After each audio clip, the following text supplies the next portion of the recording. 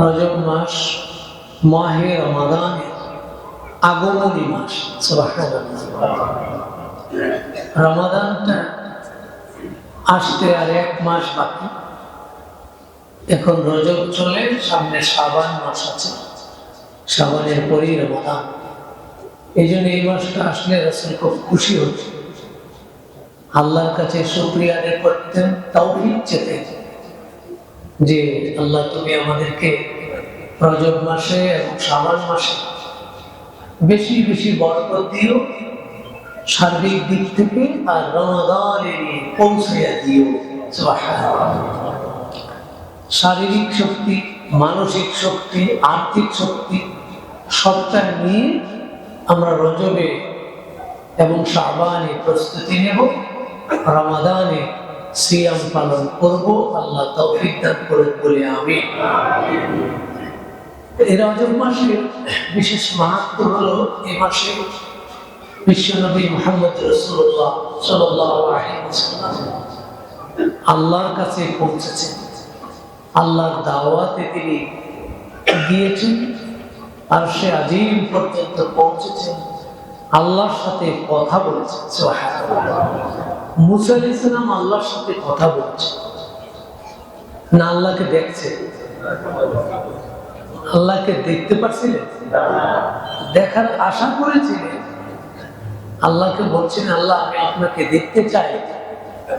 মুসা আলাইহিস সালামকে আল্লাহ জানিয়ে দিলেন, লান তারানি, মুসা তুমি আমাকে কখনো দেখতে পাবে না। সুবহানাল্লাহ। দেখা সম্ভব না, কথা বলেছে। এই জন্য কবি বলেন, গুপ্তে মুসা বা খুদাদর কোহেত, গুপ্তে আহমদ বা খুদাদর আরশে। সুবহানাল্লাহ। মুসা আলাইহিস সালাম চুপ পারে আল্লাহর সাথে কথা বলেছে, আর আমাদের নবী আরশে আজিমে গিয়ে আল্লাহর সাথে। সুবহানাল্লাহ। এই জন্যই রজব মাসটার বিশেষ গুরুত্ব। আল্লাহ তাআলা এই কথা কোরআন কারীমের সূরা বনী ইসরাঈলের 1 নম্বর আয়াতে বলেন, সুবহানাল্লাযী আসরা বি'আবদিহি লাইলাম মিনাল মাসজিদিল হারাম ইলাল মাসজিদিল আকসা الذي باركنا حوله لنريه من آياتنا إنه هو السميع البصير।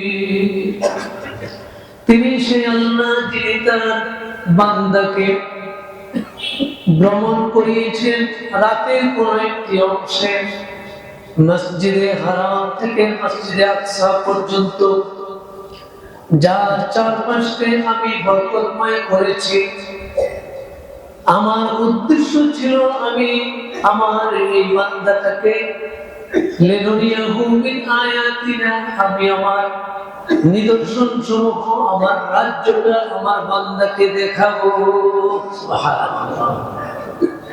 তাহলে মিরাজের একটা উদ্দেশ্য আমরা পেলাম, যে আল্লাহ তাআলা তার বান্দাকে তার রাজ্য, তার নিদর্শনগুলি দেখানোর টার্গেটে এই রজব মাসে নিয়েছে। তাহলে রাসূলুল্লাহ সাল্লাল্লাহু আলাইহি ওয়াসাল্লাম কি কি দেখলেন, আমাদের আজকে আলোচনা হলো মিরাজে গিয়ে রাসূল সাল্লাল্লাহু আলাইহি ওয়াসাল্লাম কি কি দেখলেন আমরা একটু জানতে চাই। আমরা বিভিন্ন সফরে গেলে, অনেক সফর থেকে ফিরে এসে কি কি দেখলেন অনেক সময় বর্ণনা দিই, লিখি, বই পুস্তক বের হয়। তা আমাদের রাসূল এত বড় সফর করলেন, যেটা এই পৃথিবীতে কোন নবীরা পারেনি, কেউ পারেনি, পৃথিবীর কোন মানুষের জন্য সম্ভব হয়নি, আম্বিয়া কেরামের জন্য সম্ভব হয়নি, কিন্তু আমাদের রাসূলের জন্য সম্ভব হয়েছে। সেই সফরে গিয়ে তিনি কি কি দেখেন, এটা অনেকগুলো বর্ণনা আছে। রাসূলুল্লাহ সাল্লাল্লাহু আলাইহি ওয়াসাল্লাম কি কি দেখেছেন সেগুলো নিয়ে বিশেষ করে হযরত আনাস ইবনে মালিক রাদিয়াল্লাহু তাআলা তিনি খুব বেশি বর্ণনা করেছেন।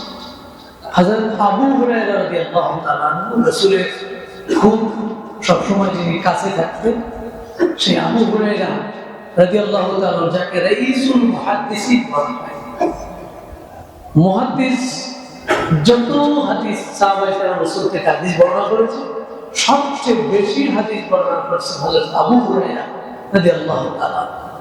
তারও অনেকগুলো বর্ণনা আছে।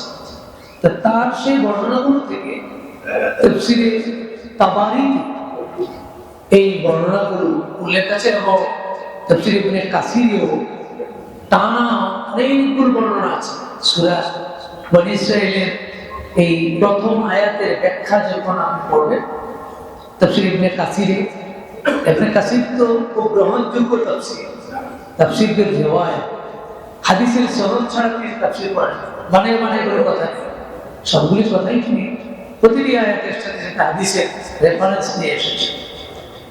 সেই জন্য এই তাফসীর ইবনে কাসিরেও এই বিষয়ে অনেক বর্ণনা আছে।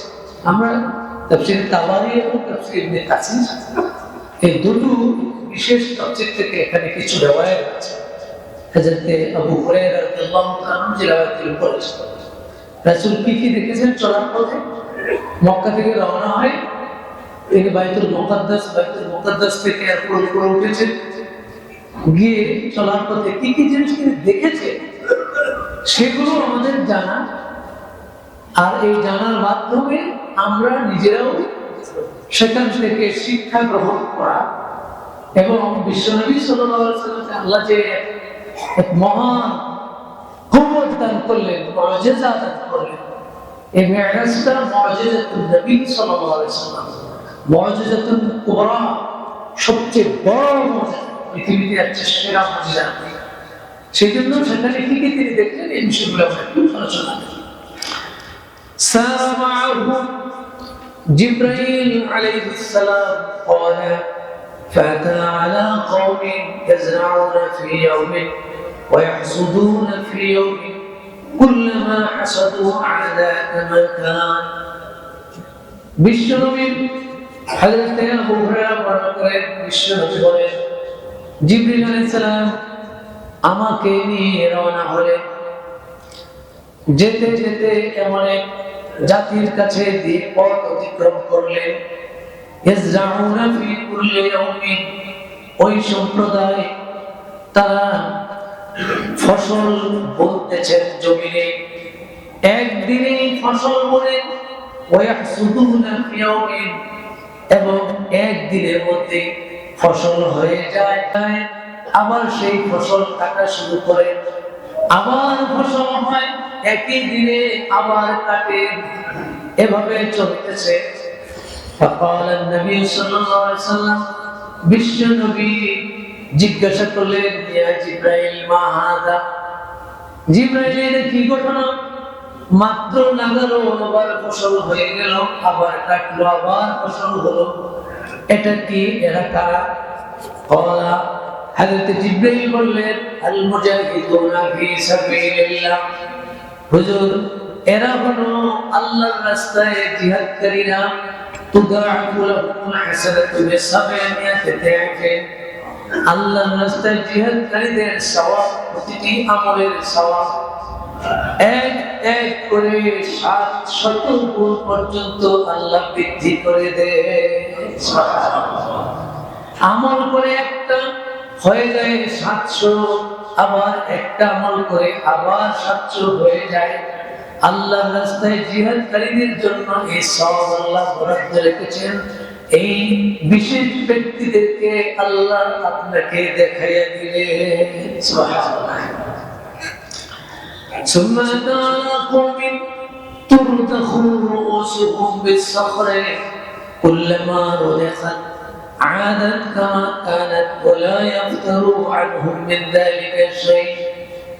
পথ চলতে চলতে এক সম্প্রদায়ের পাশ দিয়ে যাচ্ছেন যারা তুরদাখ রউসুহুম বিসসখরে, যাদের মাথাগুলো বড় বড় পাথর দিয়ে থেতলানো হচ্ছে।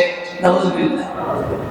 বড় বড় পাথর দিয়ে মাথাগুলি থেতলানো হচ্ছে। কুল্লামা আরাদাত আযাত, থেতলাইতে থেতলাইতে মাথাটা চূর্ণ বিচূর্ণ হয়ে যায়, আবার মাথা ঠিক হয়ে যায়, আবার থেতলানো হয়, আবার ঠিক হয়ে যায়। কন্টিনিউলি শাস্তি তাদেরকে দেওয়া হচ্ছে, একটু থামা হচ্ছে না।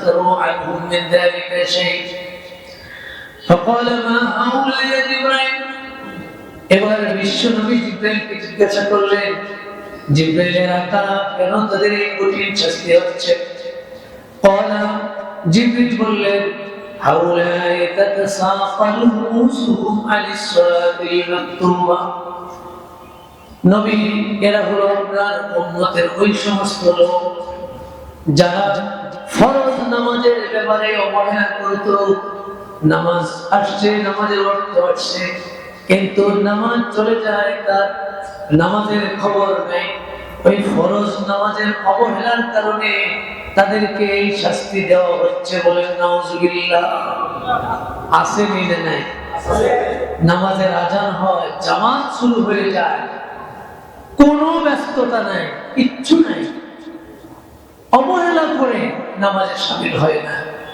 আল্লাহ রাসূলের উম্মত আছে বাংলাদেশে মাতু হইলে ফজরের নামাজ শুরু হয়ে যায় এক কাতা দুই কাতা মুসল্লি গেল এই যে মাশাআল্লাহ জুমার নামাজে 4-5 তালা হয়ে যায় ফজরের নামাজে নাই জোহরে নাই তাহলে ফরজ নামাজগুলি চলে যাচ্ছে হয়ে যাচ্ছে সময় পার হয়ে যাচ্ছে এই মাথাকে বড় বড় পাথর দিয়ে থেতলানো হবে এই সিনারিগুলো আল্লাহ তাআলা রাসূলকে নিয়ে যাচ্ছেন আর একটা একটা করে সিনারি দেখাই নিয়ে যাচ্ছেন লিনুরিয়াহু মিন আয়াতিনা আল্লাহর টার্গেটই হলো নবীকে অনেক কিছু দেখাবেন এই আরশ আজিম পর্যন্ত নিতে নিতে অনেক কিছু তিনি তাকে দেখাবেন ثم أتى على قوم على أقبالهم ركاع وأدبارهم ركاع يسرحون كما تسرح الإبل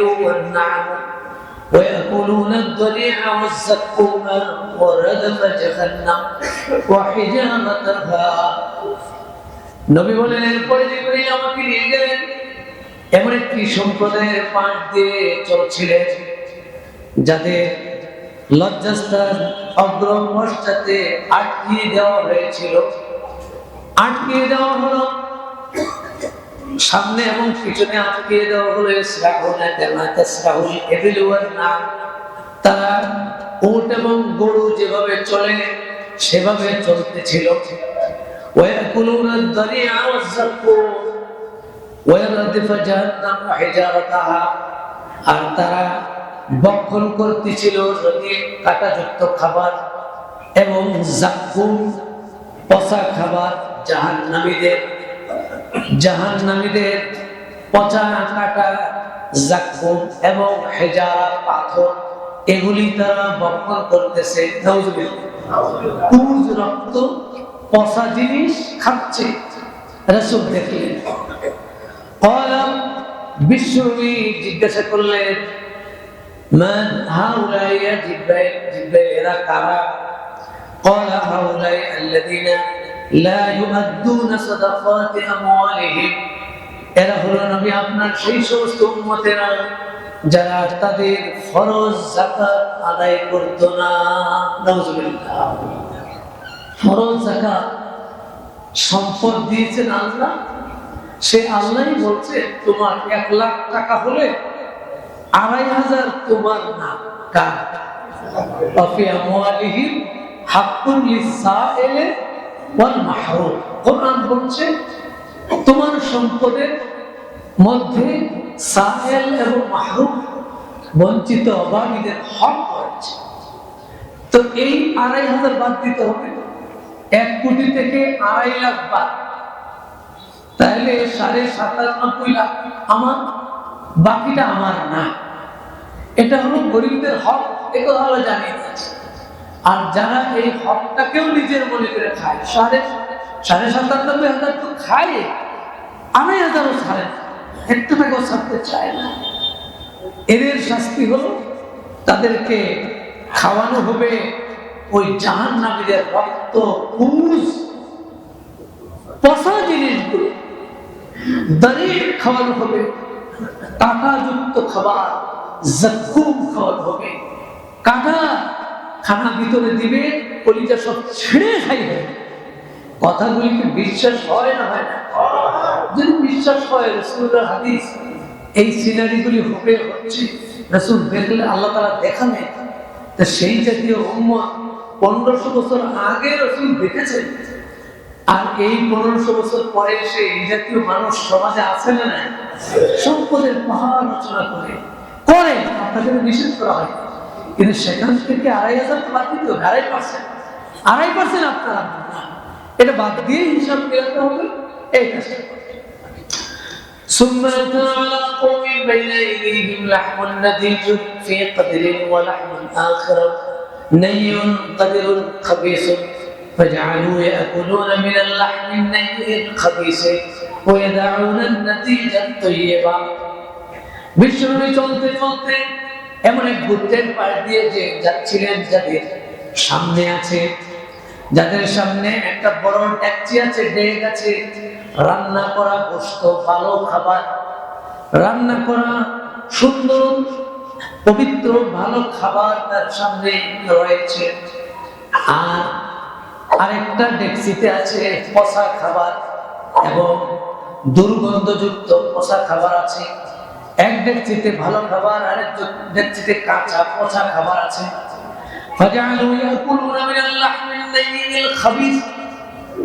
এই মানুষগুলো ভালো রান্না করা ডেকের খাবার না খেয়ে পচা দুর্গন্ধযুক্ত কাঁচা ডেকের থেকে খানা খাচ্ছে, ভালোগুলি রেখে দিচ্ছে। বিশ্বনবী বললেন, মা হাউলা ইয়া জিব্রাইল, জিব্রাইল এরা কারা? ফাকাল, নবী বললেন, হাযা রাজুলু মিন উম্মতি, হুজুর এরা হলো আপনার উম্মতের ওই সমস্ত লোক, তাকুনু ইনদাহুল মাতাতুল হালালুত তাইয়্যিবা, তাদের ঘরে পুত পবিত্র বৈধ স্ত্রী আছে, কিন্তু ফায়াতি ইমরাতান খাবিসাতান, অথচ সে নষ্টা পাপিষ্টা অবৈধ হারাম মহিলার দিকে সে যায় এবং ফায়াবিতু ইনদাহা, এবং তার কাছে রাত কাটায়। হাত্তা ইয়াসমাহা ওয়াল মারআ তাকুমু মিন ইনদি যাওজিহা হালালান তাইয়্যিবান ফাতাতি রাজুলান খাবিসান ফাতাবিতু মা'আহু হাত্তা তাসমাহা। আবার এমন মহিলা যার ঘরে হালাল স্বামী আছে, সেই হালাল স্বামীকে রেখে দিয়ে বাহিরে খাবিস এবং অবৈধ ব্যক্তির সাথে রাত কাটায় সকাল পর্যন্ত। এই অবৈধ কাজ যারা করে তাদের করুণ পরিণতি হবে, মন্দ এবং পচা খাবার তারা ভক্ষণ করবে। নাউজুবিল্লাহ। নিজের স্ত্রীর কথা ভালো লাগে না, অফিসের কলিগের সাথে এত সুন্দর কথা, কি সুন্দর লাগে, চোখের ইশারা, তারপরে কি ভালো ভালো, হ্যাঁ আই লাভ ইউ, কি সুন্দর শব্দ ব্যবহার করে, নাউজুবিল্লাহ। কিন্তু নিজের স্ত্রীকে আই লাভ ইউ বলে না, স্ত্রী ভালো। আবার স্বামীকেও ভালো লাগে না, অফিসের অন্য পুরুষ কলিগের সাথে কি সম্পর্ক, নাউজুবিল্লাহ। ثم أتى على خشبة على الطريق لا يمر بها سوء إلا شقته ولا شيء إلا خرقته. قال ما هذا يا جبريل؟ قال هذا مثل أقوام من أمتك يقعدون على الطريق فيقطعونها. নবী চলতে চলতে এমন এক ব্যক্তির কাছ দিয়ে, সম্প্রদায়ের কাছ দিয়ে যাচ্ছিলেন। রাস্তার পাশে বিরাট একটি লাকড়ির স্তূপ পড়ে আছে, ওই লাকড়ির স্তূপের পাশ দিয়ে রাসূল যাচ্ছেন। ওই লাকড়ির স্তূপ দিয়ে পাশ দিয়ে যেই যায় তার কাপড় ছিঁড়ে যায়, এবং তার কাপড় ছিঁড়ে যায়, সেখানে শরীরগুলো ছিন্ন ভিন্ন হয়ে যায়। লাকড়িগুলো কাটা আর কাটা, পাশ দিয়ে গেলেই কাপড় ছিঁড়ে যায়, শরীর দেহ ছিন্ন ভিন্ন হয়ে যায়। রাসূল জিজ্ঞাসা করলেন, ইয়া রাসূল, ইয়া জিবরাইল, এরা কারা? জিবরাইল আলাইহিস সালাম বললেন, এরা হলো আপনার উম্মতের ওই সমস্ত লোক যারা রাস্তার পাশে বসে থাকে এবং মানুষ যখন যাইতে থাকে তখন তাদের কাছ থেকে ছিনতাই করে, তাদেরকে আটকে অস্ত্র ঠেকিয়ে তাদের থেকে ছিনতাই করে তাদের মালামাল নিয়ে যায়, তাদের এই করুণ পরিণতি হবে, তারা কাঁটায় পরিণত হয়ে যাবে। নাউজুবিল্লাহ। রাস্তায় চিন্তা এখন বাড়ছে না কমছে? বেড়ে গেছে। আল্লাহ হেফাজত করুক বলে আমি عن أنس أن رسول الله صلى الله عليه وسلم قال رأيت ليلة أسريت بي رجالا تقرض شفاتهم بمقاريد من نار قلت من هؤلاء يا جبريل ما لا يفعلون ويقرؤون كتاب الله ولا يعملون বেয়ামল বক্তা যারা সমাজে আছে, বক্তাদের বক্তৃতা দেয়, বক্তৃতা দিয়ে মানুষকে হাসায় কান্দায়, আছে না নাই? বহু এমন বক্তা আছে। এই বক্তাদের অবস্থা কি বিশ্বনবী চলার পথে দেখলেন। আনাস রাদিয়াল্লাহু তাআলা আনহু বর্ণনা করেন, নবী করিম সাল্লাল্লাহু আলাইহি ওয়াসাল্লাম নিজে বলেন, রাআইতু লাইলাতান, এক রাতে আমি দেখলাম, উসরিয়া বি, যে রাতে আমাকে ইসরা করা হয়েছিল, মিরাজে নেওয়া হয়েছিল, রিজালান, কিছু লোকদেরকে, তুকরাদু শাফাতুহুম মিন মাকারিদ মিন নার, যাদেরকে আগুনের কেচি দিয়ে তাদের ঠোঁট জিহ্বা কাটা হচ্ছে। আগুনের কেচি দিয়ে ঠোঁট এবং জিহ্বা কাটা হচ্ছে, আমি দেখতেছিলাম। বলতু মান হাউলা ইয়া জিবরাইল, জিজ্ঞাসা করলাম, জিবরাইল এরা কারা? ক্বালা, জিবরাইল বললেন, হাউলাই খুতাবাউ মিন উম্মতি, হুজুর এরা হলো আপনার উম্মতের খতিবরা। নাউজুবিল্লাহ। খতিবগিরি করা সহজ না কঠিন? বক্তব্য দিয়ে আসে, হেলিকপ্টার দিয়ে গিয়ে আসার সময় 50,000 না 1 লাখ, এখন 50,000-এর রেট পার হয়ে গেছে। এখন রেট চলে গেছে কোথায়? 1 লাখে চলে গেছে। আল্লাহ ভালো, 1 লাখ দেখ, 2 লাখ দেখ, যারা দিচ্ছে। আপনি যদি চাইয়া না নেন, দিলে তো ভালো, দিল কোথেকে যাই না দিল, হিসাব নেওয়া ব্যাপার আছে।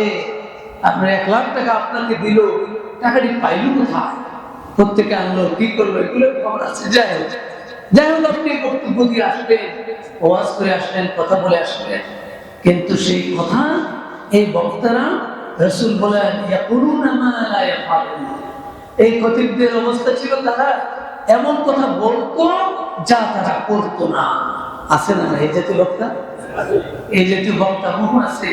3টা পর্যন্ত ওয়াজ কইরা আয়েশা দিছে ঘুম, ফজর নামাজের খবর নাই, সকাল 10টায় ঘুম থেকে উঠছে। আবার তো রাত্রে মাহফিল আছে, মাহফিল তো এক রাত্রে কয়টা? একটাও সারে না, 2টা 3টাও চালায়। খতিব সাহেবরা, বক্তারা এই হাদিস রাসূলুল্লাহ সাল্লাল্লাহু আলাইহি ওয়াসাল্লাম সেই হাদিস মিরাজের রাজনীতিতে এগুলো দেখেছে, যে সমস্ত বক্তারা এমন কথা বলে কিন্তু তারা নিজেরা করে না। ওয়ায়াকরাউনা কিতাবাল্লাহ ওয়া লা ইয়ামালুন, তারা কিতাব পড়ে, কোরআন পড়ে, ঠিকই আছে, কিন্তু ওয়া লা ইয়ামালুন, কিতাবের আমল করে না। পড়ে আর পড়ে, আমল করে না, বলে আর বলে, নিজেরা করে না। সেই জাতীয় খতিব বক্তাদের, তাদের এই জিহ্বা আগুনের কেচি দ্বারা, কেটে না হবে। নাউজুবিল্লাহ। খুবই ভয় লাগে। আমরা যখন কথা বলি যে খুব ভয় লাগে, আমার তো ভোগ কাঁপে। বিশেষ করে এই হাদিস, এই প্রতিটা কথা, মা ইয়ালফিযু মিন কাওলিন ইল্লা লাদাইহি রাকীবুন আতীদ। কোরআন বলছে, তোমার এই মুখ দিয়ে যতগুলো শব্দ উচ্চারিত হয়, প্রত্যেকটি শব্দ রেকর্ড হয়ে যাচ্ছে। রেকর্ড হয়ে যাচ্ছে। কোরআন বলছে রেকর্ড। এই রেকর্ড 1500 বছর আগে বোঝা না গেলেও এখন তো বোঝা যায়। কি বলে, আমি যা বলি এখানে রেকর্ড হচ্ছে না, এই রেকর্ড হয়ে যাচ্ছে। আপনারা হয়তো মনে রাখতে পারবেন না বাসায় গেলে, পরের সপ্তাহে আসলে যদি জিজ্ঞাসা করি কি বলছিলাম গত সপ্তাহে, হুজুর মসজিদ থেকে আসার পরে আর তো এগুলি মনে নেই। যতক্ষণ ছিলাম আপনার সামনে ততক্ষণ খেয়াল ছিল, যখনই মসজিদ থেকে আসছি আর পরীক্ষার্থীর মতো। পরীক্ষার হলে পরীক্ষা দিয়ে আসলে জিজ্ঞাসা করলে আর কিচ্ছু মনে নেই। তো দিলি কিভাবে? ওই হল পর্যন্ত ছিল, এখন আর নাই, সবচেয়ে। কিন্তু এই যে রেকর্ডিং সিস্টেম চলে আসার কারণে রাসূলুল্লাহর সেই কথা, আল্লাহর সেই আয়াত, তোমার লেসান থেকে যতগুলো শব্দ বের হবে, মা ইয়ালফিযু মিন কাওলিন ইল্লা লাদাইহি রাকীবুন আতীদ, সবগুলো রেকর্ড হয়ে যায়। আর আজকালকার পৃথিবীর তো সহজ হয়ে গেছে, রেকর্ড হয়ে যায়, কত আইটেমের রেকর্ড বের হয়ে গেছে। শব্দ আপনার কোথায় বলছেন, কি করেছেন, সবগুলি তাই না নিয়ে আসে। এই যে আপনি বলেছেন, এভাবে করেছেন, সব 2 ঘন্টা 2.5 ঘন্টা বক্তব্যের মধ্যে খুব কান পেতে শুনে, এরকম শুনে লোক আসছে, হ্যাঁ, কান পেতে শুনে কোন কথাটা নিয়ে উল্টাপাল্টা হলো, এটা ধরে আবার ভাইরাল করে দিল। এই জন্য কথা বলা খুব কঠিন। এটা রাসূলুল্লাহ সাল্লাল্লাহু আলাইহি ওয়াসাল্লাম ভয়ানক খবর দিয়েছে। আর এরপরে সুদখোরদের অবস্থা শুনতে দেখতে দেখতে গিয়ে একদল দেখে আবু হুরায়রা থেকে হাদিস। আর আবু হুরায়রা রাদিয়াল্লাহু তাআলা আনহু قال قال رسول الله صلى الله عليه وسلم أتيت ليلة أسري بي على قوم بطونهم كالبيوت في الحياة ترى من خارج بطونهم فقلت يا جبريل من هؤلاء قال هؤلاء أكلة الربا। নবী বলেন, আমরা চলতেছিলাম মিরাজের রজনীতে, আমাকে নিয়ে যাওয়া হলো আলা কওমিন, এক সম্প্রদায়ের পাশ দিয়ে, বুতুনু কাল বুয়ুত, তাদের পেটগুলো বিরাট বিরাট বড় বড় দালানের মতো বড় বড় পেট, নাউজুবিল্লাহ। ফিহাল হাইয়ান, ওই পেটের মধ্যে রয়েছে সাপ, বড় বড় জগর সাপ। তুরামিন খারিজি বুতুনিহিম, ওই সাপগুলোকে বাহির থেকে দেখা যাচ্ছে, এত বড় বড় সাপ পেটের ভিতরে। ফাকুলতু ইয়া জিবরাইল, আমি জিজ্ঞাসা করলাম, হে জিবরাইল, মান হাউলা, এই মানুষগুলো কারা? জিবরাইল আলাইহিস সালাম জবাব দিলেন, হাউলা আকালাতুর রিবা, নবী এরা হলো আপনার উম্মতের সুদখোর। নাউজুবিল্লাহ। বড় বড় জুব্বা, বড় বড় দাড়ি, তাহাজ্জুদে নামাজ পড়তে পড়তে কপালে দাগ, এই মানুষগুলিও সুদ খায় না খায় না? এরকম পরেজগার মানুষও, খুব সুন্দর পরেজগার মানুষ, কিন্তু সুদ খায়। হুজুর এটা ইন্টারেস্ট, সুদ পায় না, আবার এটা নাম দিয়ে দিচ্ছে কি ইন্টারেস্ট, আবার নাম দিছে বকশিস, এরকম বিভিন্ন নাম দিয়ে খায়। এদের অবস্থা হবে বিরাট বিরাট পেট হবে, অজগর সাপ পেটের ভিতরে। নাউজুবিল্লাহ। عن انس رضي الله تعالى عنه قال قال رسول الله صلى الله عليه وسلم لما عرج بي مررت بقوم, বিশ্বনবী বলেন, যখন আমাকে নিয়ে জিবরিল চলছিল, আমি এমন এক সম্প্রদায়ের পাশ দিয়ে যাচ্ছিলাম, যাদের এমন এক সম্প্রদায়ের নিকট দিয়ে যাচ্ছিলাম, যাদের নখসমূহ ছিল, আঙ্গুলের পায়ের হাতের নখগুলো ছিল তামার নখ, তাম্র দ্বারা তৈরি নখ। ইয়াকমাশুনা উজুহাহুম ওয়া সুদুরাহুম, তারা তাদের চেহারাগুলো, তাদের বক্ষগুলো ওই নখ দিয়ে নিজেরা নিজেরা আশ্রাচ্ছে।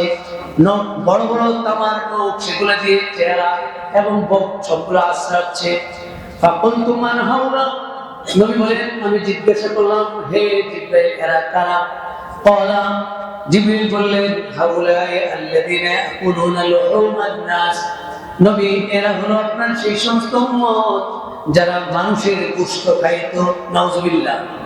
ওয়া ইয়াকাউনা ফি আরাদিহিম, মানুষের গোশত খাইতো মানে হলো মানুষের গীবত করতো। মানুষের গীবত করা হলো গোশত খাওয়া, কাঁচা গোশত খাওয়া। কোরআন বলছে তুমি কি তোমার মৃত ভাইয়ের গোশত খেতে চাও? তাইলে যদি চাও, তাই যদি না চাও, তাহলে লা ইয়াগতাব বা'দুকুম বা'দা, তোমাদের কেউ যেন একজন অপরজনের গীবত না করে। আর এই গীবত যদি করে, তাহলে তার হাতে পায়ে বিরাট বিরাট নখ হবে, নিজের নখ দিয়ে চেহারা এবং বক্ষকে আশ্রয়া শেষ করে দিবে, ধ্বংস করে দিবে। নাউজুবিল্লাহ। সেই গীবত করুন না লোক আছে না নাই? এত মজা লাগে কেন গীবত গুলো? আল গীবাতু আশাদ্দু মিনাজ জিনা, রাসূলুল্লাহ সাল্লাল্লাহু আলাইহি ওয়াসাল্লাম বলেছেন, গীবত করাটা হলো জিনার চেয়েও মারাত্মক। সাহাবায়ে জিজ্ঞাসা করলেন, হুজুর জিনা তো মারাত্মক গুনাহ আমরা জানি, কিন্তু এই গীবত করা জিনার চেয়েও মারাত্মক, এটা আবার কিভাবে হলো? তখন রাসূলুল্লাহ সাল্লাল্লাহু আলাইহি ওয়াসাল্লাম জবাব দিলেন, শুনুন, গীবত জিনা যদি কেউ করে, ওই জিনা করলে আল্লাহ তাআলা ইচ্ছা করলে ওই জিনাকারীকে মাফ করে দিতে পারে। কিন্তু যদি কেউ গীবত করে, কারো বদনাম করে, দোষ চর্চা করে, তাহলে সেই ব্যক্তি মাফ না করলে আল্লাহও মাফ করবেন না। সেই জন্যই আমি বলছি, আল গীবাতু আশাদ্দু মিনাজ জিনা, গীবত করা জিনার চেয়েও মারাত্মক। এই এত বড় মারাত্মক কাজটি যে করবে, রাসূলুল্লাহ সাল্লাল্লাহু আলাইহি ওয়াসাল্লাম দেখলেন মিরাজ গিয়ে যে তারা এই নখ দিয়ে নিজের দেহটাকে আশ্রয়ে ক্ষত বিক্ষত করে দিচ্ছে, বলে নাউযুবিল্লাহ। রাসূলুল্লাহ সাল্লাল্লাহু আলাইহি ওয়াসাল্লাম এই সফর চলতে চলতে গিয়ে এরপরে পৌঁছে গেলেন বাইতুল মুকাদ্দাসে। সেখানে নবী এবং ফেরেশতাদের সাথে সাক্ষাৎ করে, বলেন সুবহানাল্লাহ। আল্লাহর নবী তো শেষ নবী, তার আগে আরো কত নবী গেছেন? 1 লাখ না 2 লাখ? আমাদের অনেকে বলে 1 লাখ, মতান্তরে 2 লাখ। এই কথাটা সহিহ হাদিস দ্বারা সাব্যস্ত নয়।